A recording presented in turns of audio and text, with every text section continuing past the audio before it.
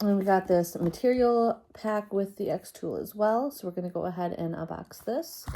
And I'm assuming these are just like sample pieces just to try things out with your new machine.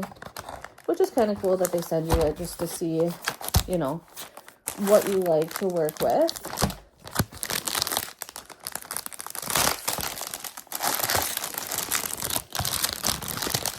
So a couple keychains. Those are always nice to engrave. And we got 2 coasters.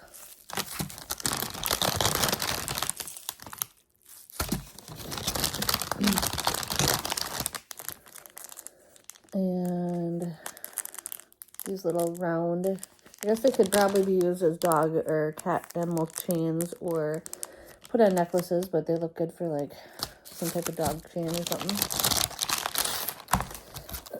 We got a piece of possibly basswood,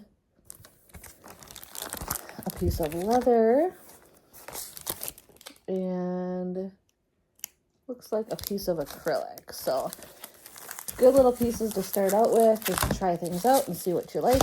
Kind of nice that they offer something with the whole bundle, so you can see what you like and then order what you more materials you want. Thanks so much for watching.